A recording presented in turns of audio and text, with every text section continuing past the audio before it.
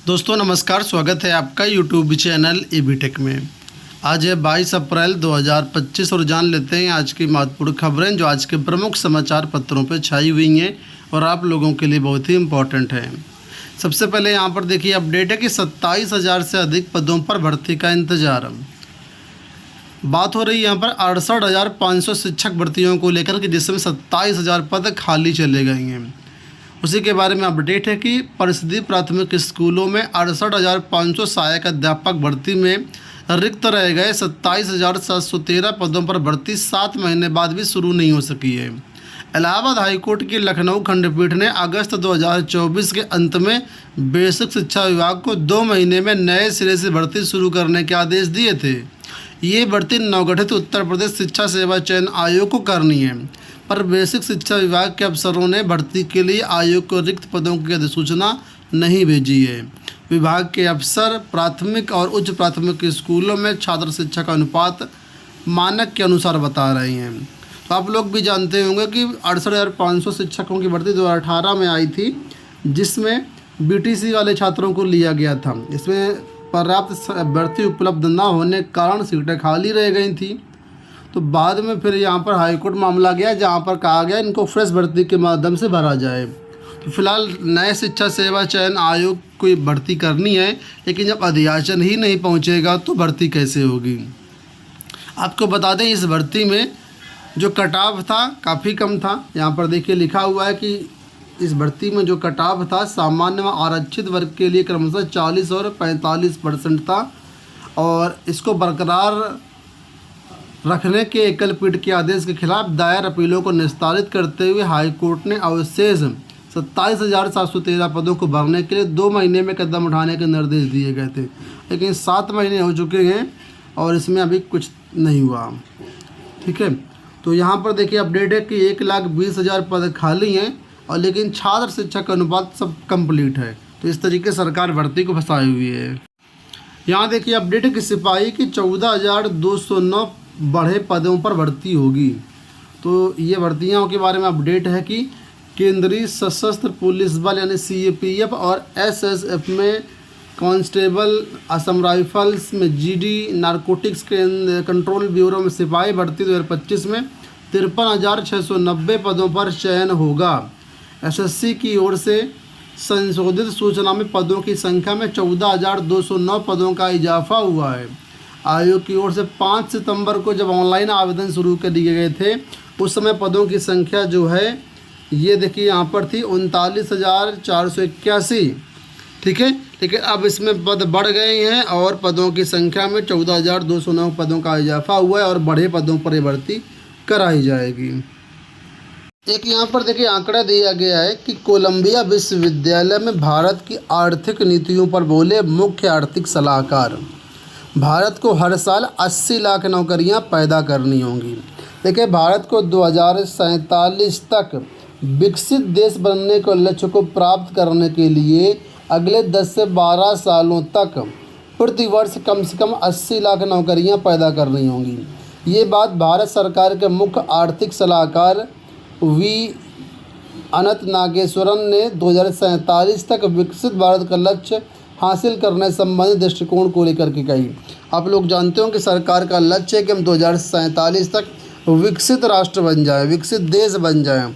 तो भारत के मुख्य सलाहकार ने कहा कि अगर आपको विकसित देश बनना है तो 80 लाख नौकरियां हर साल पैदा करनी होंगी और ये लोगों को देनी होंगी, तभी ये पॉसिबल है।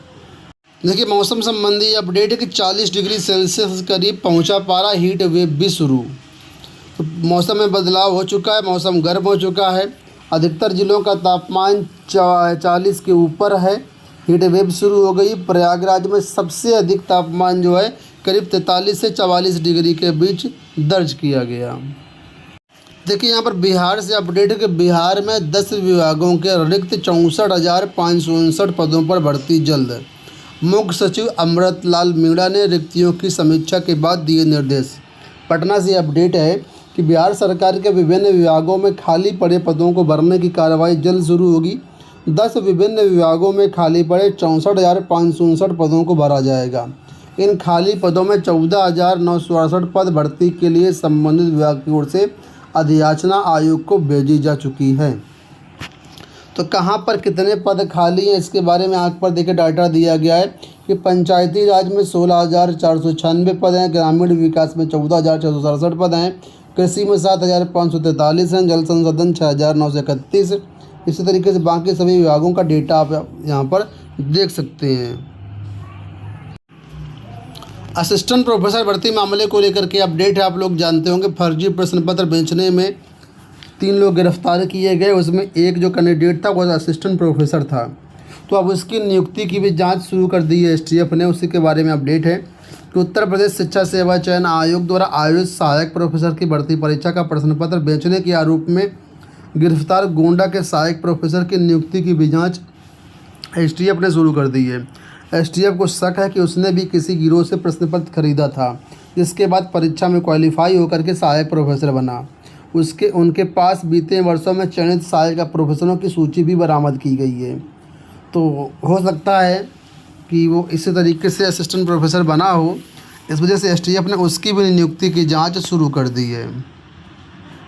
UPSSC की तरफ से भर्ती आई थी ग्राम पंचायत अधिकारी। तो इसकी भर्ती के लिए जो जिलों की सूची है जहां परीक्षा होनी है वो जारी कर दी गई है।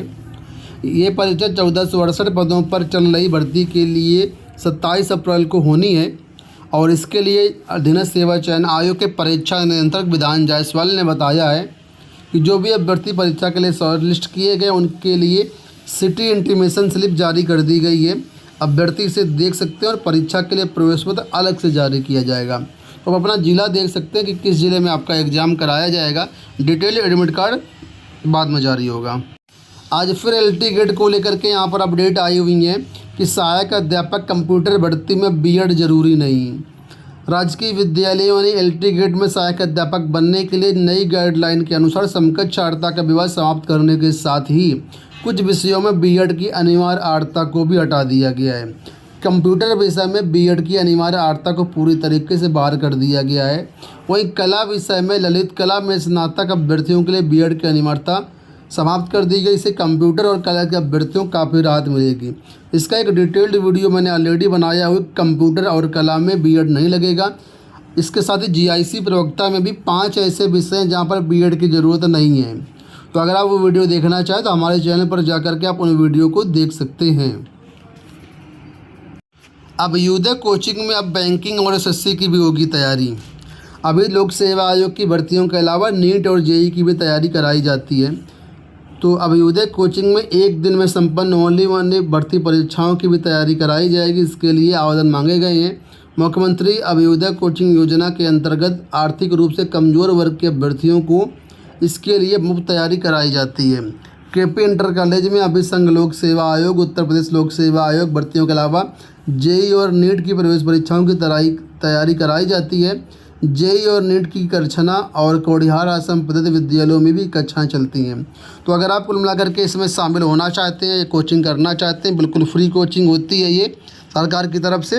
तो इसके लिए आवेदन जो है 7 तक लिए जाएंगे। आप लोग इसमें अपना आवेदन कर सकते हैं। ठीक है, विकास भवन स्थित जिला समाज कल्याण अधिकारी कार्यालय से आवेदन फॉर्म प्राप्त करके 10 से शाम 4 बजे के बीच जो है फॉर्म ले सकते हैं। और इसके बाद सभी डॉक्यूमेंट्स को अटैच करते हुए आप जो है इसमें जो है वहाँ पे जमा कर सकते हैं। कोई हेल्प चाहिए तो यहाँ पर हेल्पलाइन नंबर दिए गए, यहाँ से आप ज़्यादा जानकारी ले सकते हैं। यूपी बोर्ड रिजल्ट के बारे में अपडेट है कि 24 के बाद जारी होंगे यूपी बोर्ड परीक्षा के परिणाम। यूपी बोर्ड 24 अप्रैल के बाद किसी भी दिन जारी किया जा सकता है। सोशल मीडिया पर नतीजों को लेकर के चल रही कयासबाजियों पर विराम लगाते हुए बोर्ड सचिव के भगवती सिंह ने स्पष्ट किया कि परिणाम 25 अप्रैल से पहले जारी नहीं किया जाएगा। बोर्ड के सूत्रों का कहना है कि परीक्षा परिणाम 26 को जारी किया जा सकता है, क्योंकि रिजल्ट तैयार करने की प्रक्रिया अंतिम दौर में है। यूपी बोर्ड की परीक्षा में शामिल 51 लाख से अधिक परीक्षार्थियों को परिणाम का इंतजार है। तो कुल मिलाकर के आज 22 है, 23, 24, 25, अभी 25 तक परिणाम जारी नहीं होगा। 26 तारीख या उसके बाद आपका परिणाम जारी किया जा सकता है। दोस्तों, ये हो गई आज की सारी सूचना। इस वीडियो में इतना ही। इसी तरह के वीडियोज़ देखने के लिए चैनल को सब्सक्राइब कर लेना। धन्यवाद।